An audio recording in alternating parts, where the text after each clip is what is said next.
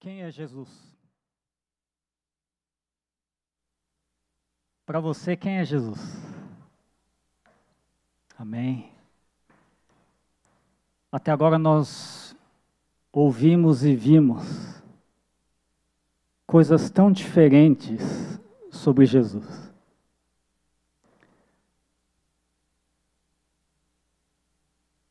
A Bíblia diz que Jesus é palavra. E em João capítulo 1, verso 1, a Bíblia diz que no princípio, no começo de tudo, aquele que é a palavra, ou seja, Jesus, já existia. E a palavra estava com Deus, e a palavra era Deus. A Bíblia diz que Jesus é Deus.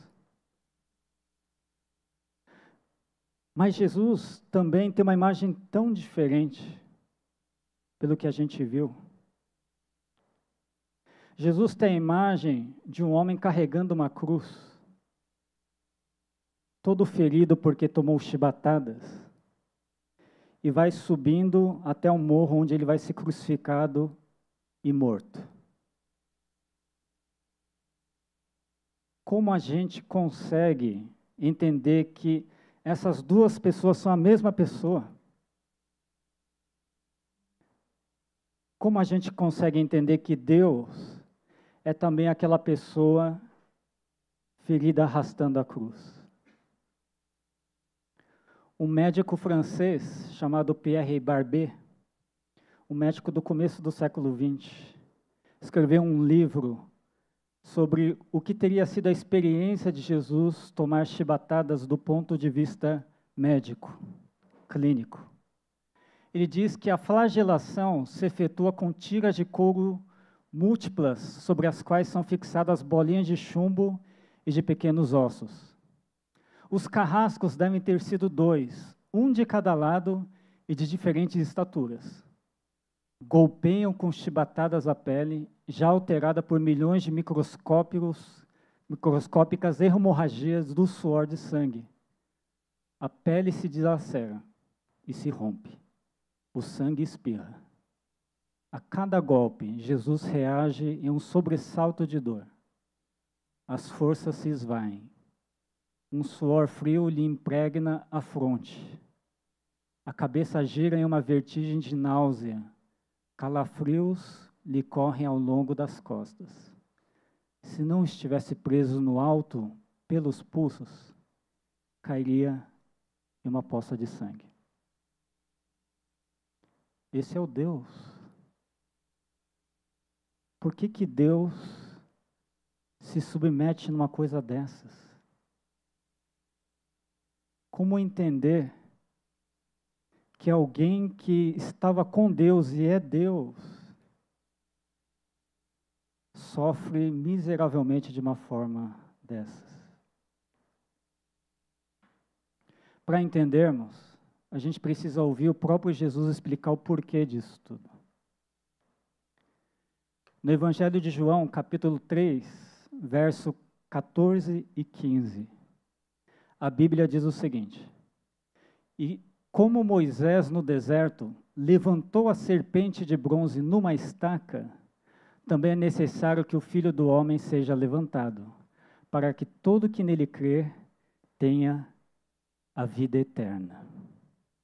Esse verso começa com um texto no começo que talvez seja difícil de entender, porque menciona de uma história sobre Moisés no deserto que levanta a serpente de bronze numa estaca.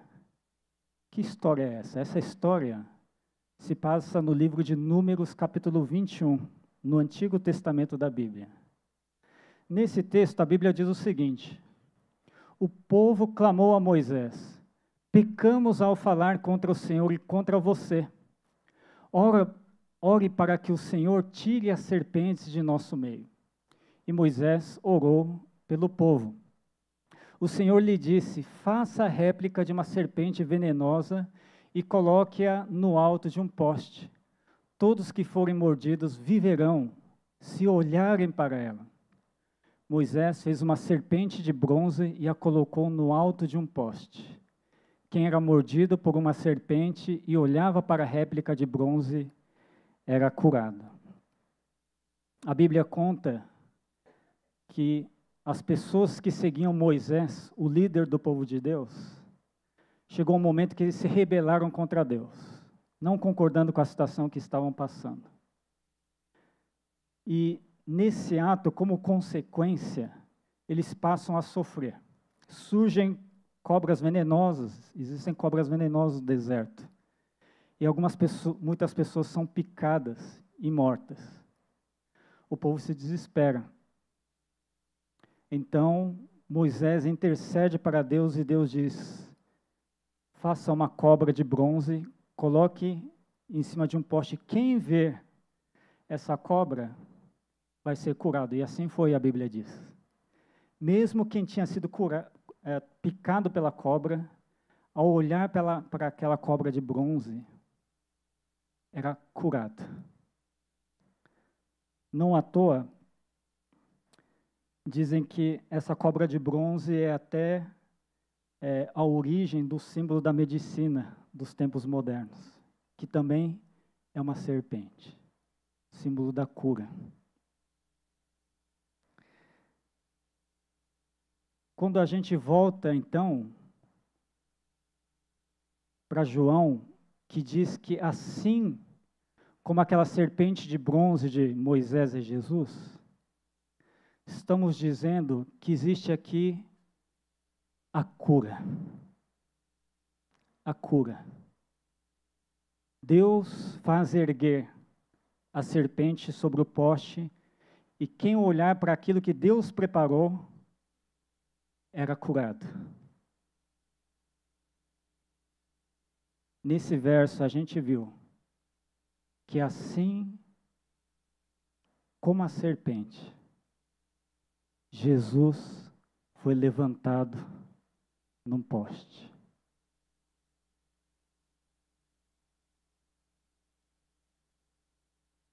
Porque Jesus também é levantado num poste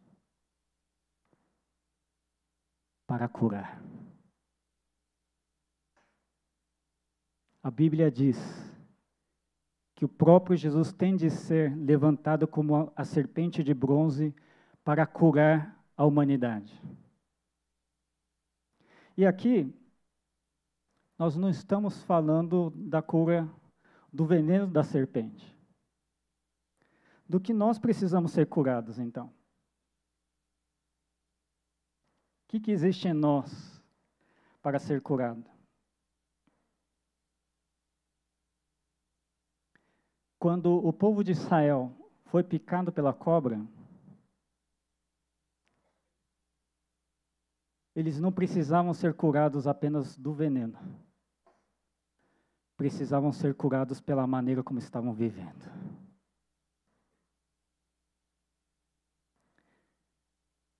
Já dizia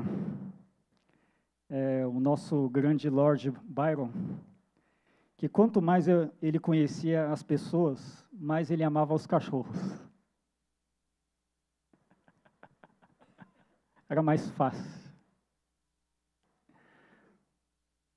Alguém já assistiu essa série, Adolescência, que está na Netflix recentemente? Que série! É uma obra de arte. E essa série já te pega no começo, porque começa com um grupo grande de policiais, pesadamente equipados, invadindo uma casa. Quando entra, eles se deparam com adultos assustados. Uma mulher, depois um homem, aparentemente o marido, depois tem uma moça, provavelmente a filha, e eles continuam entrando na casa. Onde é que eles saem? Num quarto onde tem um menino. E ali, em cima do menino, o policial anuncia prisão. Você está sendo preso por acusação de homicídio. Chocante essa cena. Porque a gente olha, é um menino, como qualquer um. Nenhuma diferença dos jovens que a gente vê aqui. Como pode? Que absurdo isso. E em toda a série, eu como pai, fiquei com o coração na mão junto com o pai desse menino. Não está entendendo nada. O que está acontecendo aqui? E até o final da série, ele tem que conviver com isso. Como isso é possível? O que eu fiz de errado? A gente não foi uma família disfuncional. A gente deu a melhor educação para ele. O que aconteceu?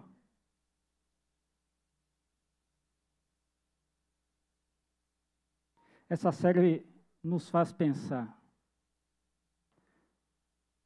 Se será que o veneno existe em nós?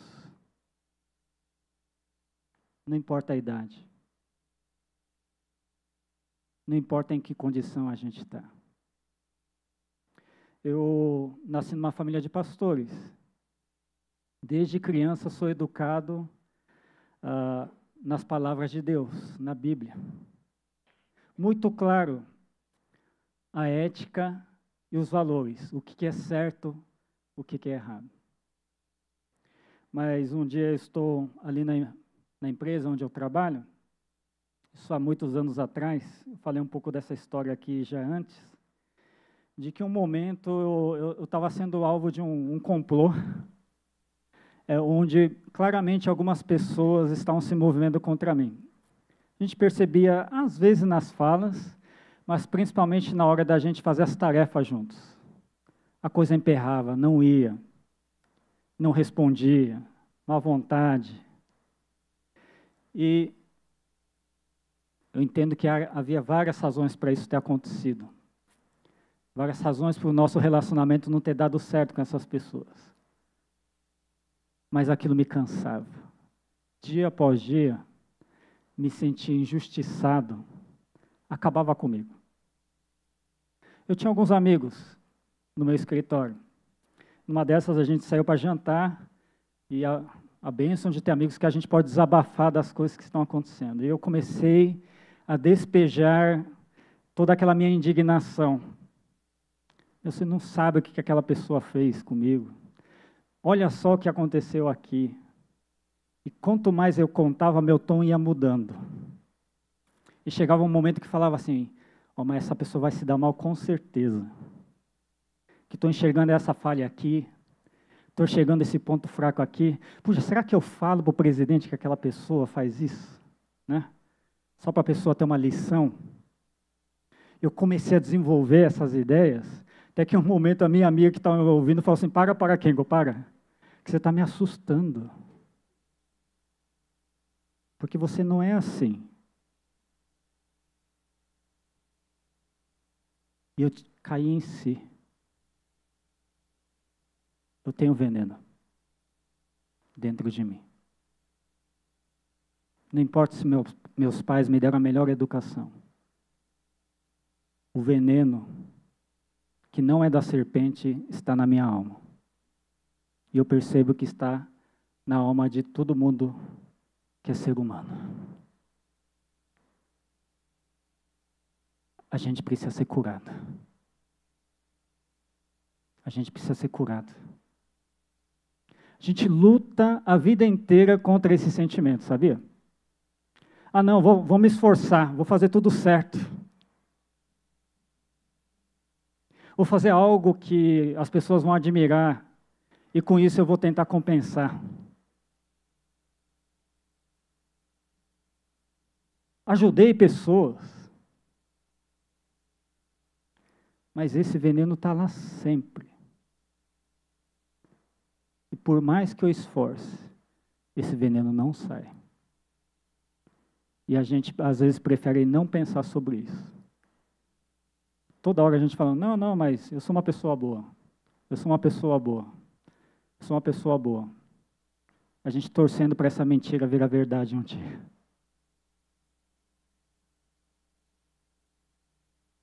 A humanidade tem um veneno que só dá para ser curado quando essa humanidade olha para aquele que está pendurado, enviado por Deus. É isso que o Evangelho está nos dizendo. Jesus é Deus, mas Jesus é um Deus que foi levantado numa cruz para nos curar do nosso próprio veneno.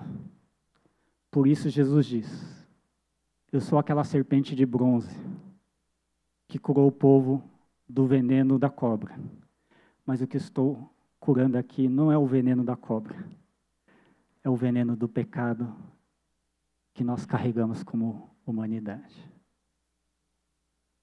Continuando nesse Evangelho de João, a Bíblia diz: porque Deus amou tanto o mundo que deu seu Filho único, para que todo o que nele crer não pereça, mas tenha a vida eterna. Deus enviou seu Filho ao mundo, não para condenar o mundo, mas para salvá-lo por meio dele. A Bíblia reforça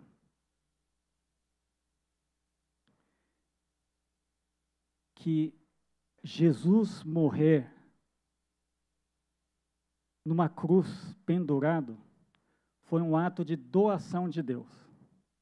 Por isso que a Bíblia diz: porque Deus deu o seu Filho único, o Filho único que é Jesus. E ele faz isso, reforça ainda, que Deus faz isso não para condenar, mas para salvar.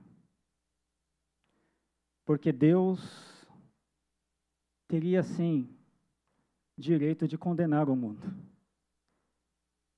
Deus que é santo, teria direito de apontar o dedo para nós. Mas a Bíblia reforça a mensagem de que a mensagem de Jesus não é essa. A mensagem da fé cristã não é condenar alguém. A mensagem cristã é que Jesus veio para salvar.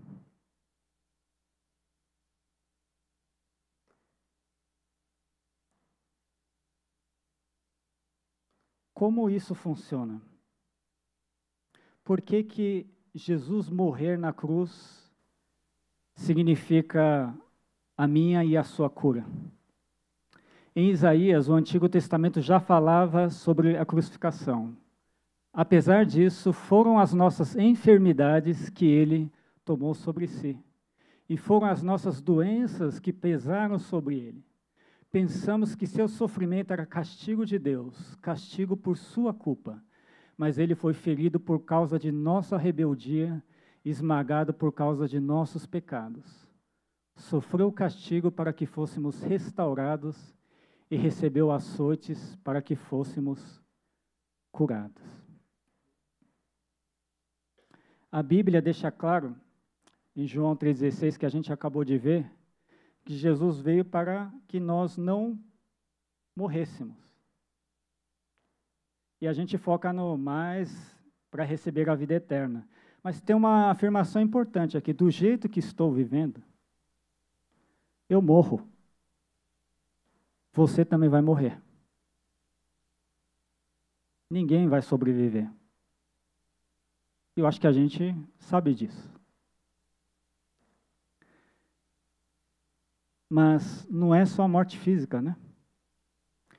Tem outras coisas que a gente deixa morrer na nossa vida. Você consegue imaginar?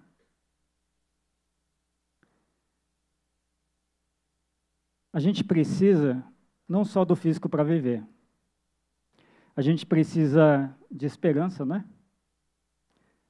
Acreditar que pode melhorar a situação. A gente precisa de alegria para ter ânimo. A gente precisa ter paz para viver. A gente precisa de força. E a gente precisa de amor para viver. Não tem nenhum ser humano que consegue viver sem essas coisas. E a gente já nasce com essas coisas e buscando essas coisas. Mas essas coisas podem morrer. Quando eu estou decepcionado, é difícil ter esperança, não é? Quando eu estou machucado por dentro, magoado, difícil ter alegria, difícil ter paz. Quando eu estou cansado mentalmente, fisicamente, emocionalmente, eu não tenho ânimo nem força. E no acúmulo de tudo, meu coração pode esfriar e eu não consigo mais amar as pessoas. Esse veneno que há em nós mata tudo aquilo que nós precisamos para viver. Mas Jesus, a Bíblia diz em Isaías, que ele carregou todas essas nossas doenças, esse nosso veneno, isso que estraga a nossa vida e leva a gente para a morte. E lá na cruz, ele estava levando tudo isso com ele. Pensa naquilo que você não tem coragem de contar para outras pessoas, daquilo que você já fez. Jesus pegou isso e levou junto com ele. Sabe aquilo que a gente tem vergonha? Até hoje, passou tanto tempo, mas aquilo ainda nos incomoda por dentro, que está manchado na nossa história. Jesus pegou isso e levou junto lá na cruz. Quando a Bíblia diz que Jesus carregou cada um dos nossos erros e venenos e pecados, é para dizer para a humanidade, isso aqui pode ter um fim na sua vida. Estou dando cabo nisso. Isso aqui não vai ser mais o seu fim, o seu final.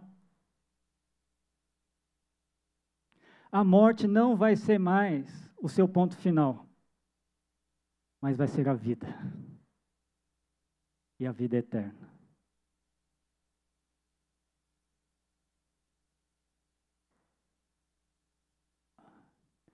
Tem um homem chamado Shigeru Takahara.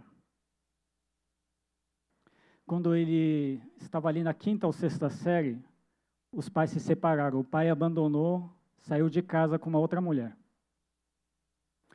E naquela época o pai era quem sustentava a casa. E a mãe do nada teve que se virar. Tinha ele e a irmã mais velha dele. No começo ela não conseguia arranjar emprego.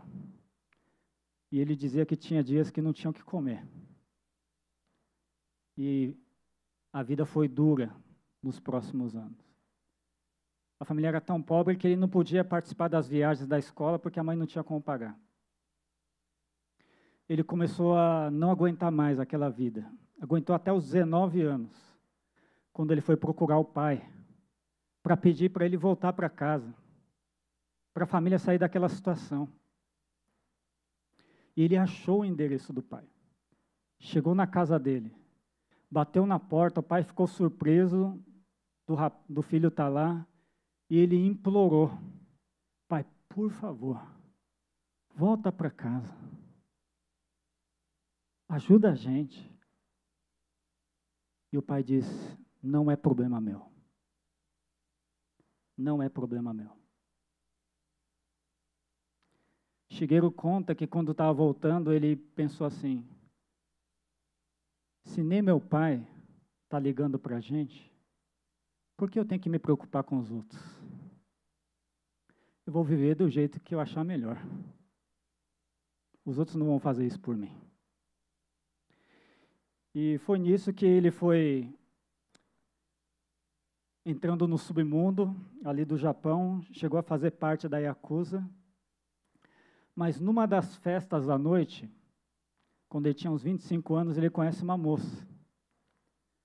Super dócil, parecia até ingênua, mas que demonstrava gostar dele. Ele não contou de como que era a vida dele. Ele falou que era funcionário de uma empresa. Engataram um namoro. A moça jamais desconfiou. O namoro durou anos e até casaram. E quando casaram, a família da esposa era de uma igreja. Chegaram a frequentar uma igreja. Mas chegou segunda-feira, para ele a vida era a mesma coisa. Ele gastava o dinheiro em apostas, em bets. Ele não contava para a esposa, mas pagava prostitutas. E quando o dinheiro acabava, ele cobrava da esposa, que é quem trabalhava em casa. A esposa, no momento, não aguentava aquela situação, tentou sair de casa várias vezes. Foi quando ele começou a agredi-la. O pai, o sogro, né, o pai da esposa, veio buscar. Ele pegou uma faca e ameaçou: você não vai tirar ela de mim, não. Eram tempos que essas coisas aconteciam e a polícia não baixava, não sei como. Mas o casal engravida numa situação dessa. Tem 2 filhos. O primeiro, inclusive, nasceu com alguma deficiência. Mas os filhos, para ele, foram uma coisa preciosa. Que fez assim: eu quero mudar de vida. Só que, como sair da máfia? A máfia não era condescendente, não. Não é um lugar que você simplesmente pede demissão. Ele sabia de um jeito. Ele sabia que se o membro da máfia ficasse viciado em drogas, era expulso. Então ele falou: eu vou temporariamente me viciar, e assim o pessoal vai me expulsar da organização. Obviamente que ele não conseguiu controlar esse vício. Quando começou a acontecer, começou a alucinar. No momento de alucinação, ele pensou: melhor eu morrer. Só que eu vou levar meus filhos comigo. Quando ele ameaçou e viu o filho sorrir para ele, ele desistiu. Mas ali a esposa já não aguentava mais, pediu o divórcio. Foi embora para a casa dos pais com ameaça e tudo. Ele, depois disso, perdendo a esperança, falou assim: o negócio é morrer mesmo. Se drogou ainda mais, a ponto de que, quando alguns colegas ali da máfia foram ir lá para o apartamento dele, ele estava desmaiado, sem consciência. Tiveram que carregar ele para o hospital. No hospital, apareceram aquelas pessoas da igreja, orando por ele. Os médicos falavam: pô, esse cara aqui, a gente não sabe se vai sobreviver. Mas em 2 semanas ele se recupera. O médico falou para ele: eu acho que Deus gosta de você. Porque isso aqui foi um milagre. Aí ele lembra das coisas que eu via na igreja. Esse Deus deve existir mesmo. Então ele começa a frequentar a igreja. E, ao mesmo tempo, procura mudar de vida. Agora ele já não fazia mais parte da máfia, ele podia ter uma vida normal, arranjou um empreguinho ali. Com pouco que ele ia ganhando, ele separava uma parte e mandava para a esposa, que nem queria saber dele, para ajudar com a educação dos filhos. E durante 5 anos, ele vai reconstruindo sua vida até reconquistar sua esposa. Até a esposa dar uma última chance para ele. Ele conta que nesse dia, ele vai para uma reunião especial de uma igreja. Estava o Billy Graham lá, grande pregador americano. E ele citou João 3,16. Porque Deus amou o mundo de tal maneira que deu seu único filho para que todo o que nele crê não pereça, mas tenha a vida eterna. Ele falou: esse todo deve me incluir, até a mim. O pastor falou claramente: qualquer pessoa, não importa a situação, se olhar para aquele Jesus pendurado na cruz, seria salvo. Teria vida eterna. E é ali que Shigeru se torna um cristão. E eles ficaram casados até a morte dele. Ele, no final da vida, era um missionário conhecido no Japão.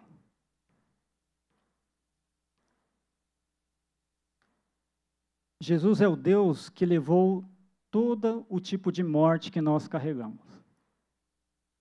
Eu e você, a gente às vezes fica cansado de carregar tanta morte, tanta coisa que vai morrendo dentro de nós. Eu queria dizer para você, você pode parar com essa morte na sua vida. Aquilo que estava esfriado pode esquentar de novo. Aquilo que estava acabado pode voltar de novo. Aquilo que você achou que não dá mais, vai dar. Aquilo que morreu dentro de você vai ressuscitar. Por quê? Porque em Jesus nós podemos crer que a morte não é o fim. Jesus carregou essa morte para que você não precise ter esse fim, mas tenha uma alternativa. Tenha a vida. Para que você tenha a vida.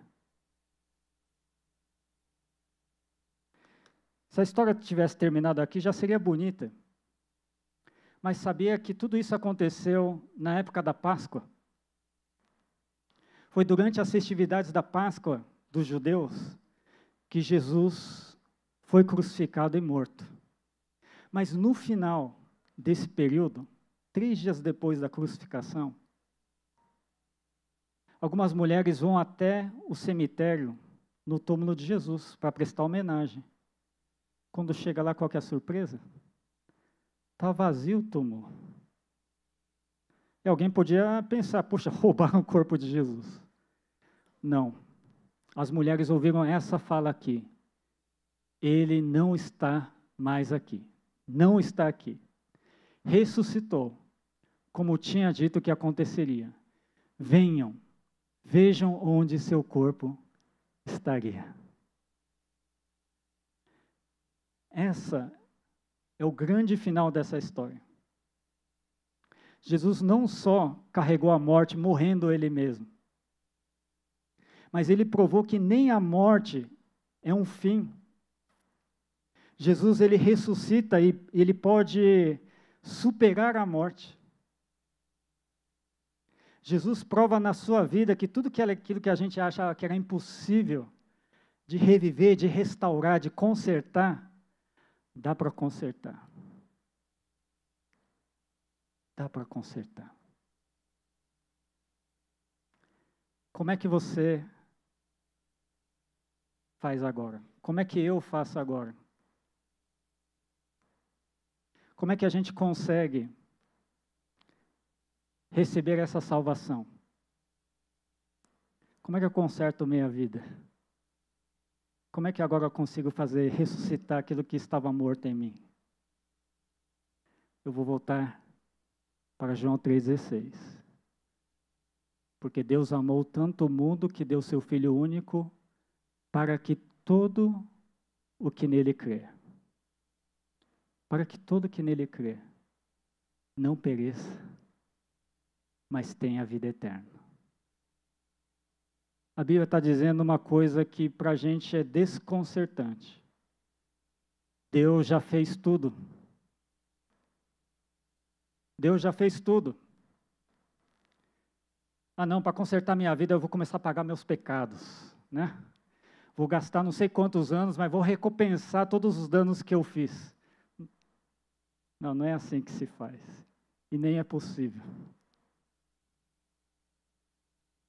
Ah não, eu vou estudar, vou me esforçar tanto e vou mudar de vida. Tem tanta gente que fala isso. É difícil, né? A gente mal consegue cumprir as promessas de começo de ano de ir para a academia toda semana. Quanto mais mudar a nossa profundidade, nossas profundezas de ser. Deus já criou condição. É nele que você tem esperança de mudar, porque não é você que se muda, é Deus quem vai te mudar.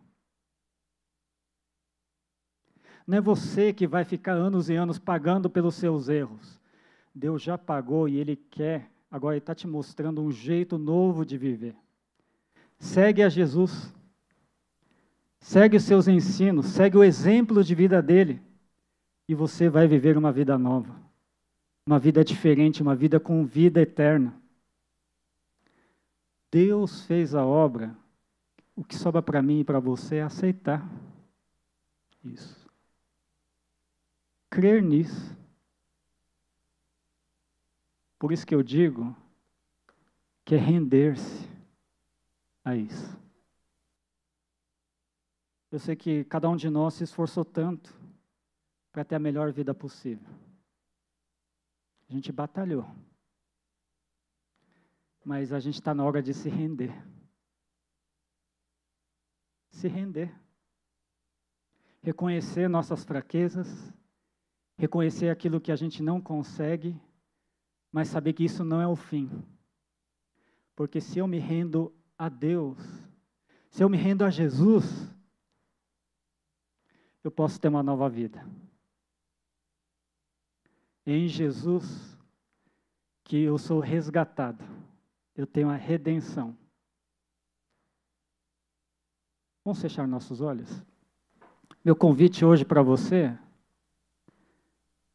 é que você comece a parar de lutar, parar de resistir contra a desesperança, contra o desânimo, contra aquilo que vai esfriando o seu coração. Abre seu coração agora. Não faz força. Jesus está aqui, se entregue a Ele. Creia, aceite nessa mensagem de Deus, mensagem direta dele para você. Se você tem o desejo de hoje mudar a sua vida com a ajuda de Jesus, com a salvação de Jesus, eu quero que você faça essa oração junto comigo. Pode fazer em voz alta ou em seu coração, em seu pensamento. Senhor Jesus, eu creio que o Senhor é Deus. E creio que o Senhor, sendo Deus, me amou e veio aqui na terra para morrer no meu lugar. Eu creio, Senhor Deus, que quando o Senhor foi crucificado, o Senhor carregou os meus pecados. E ali o Senhor morreu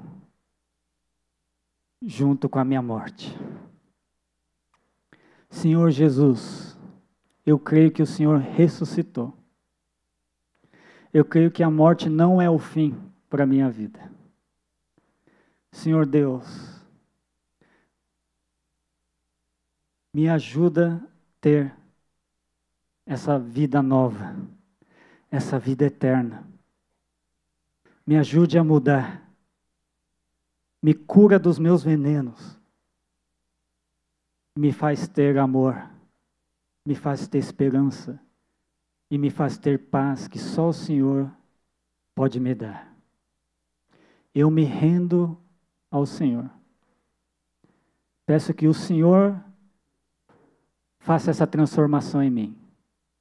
Não pelas minhas forças, mas eu creio que o Senhor pode me transformar. E é esse o meu desejo. É o que eu oro em nome de Jesus. Amém.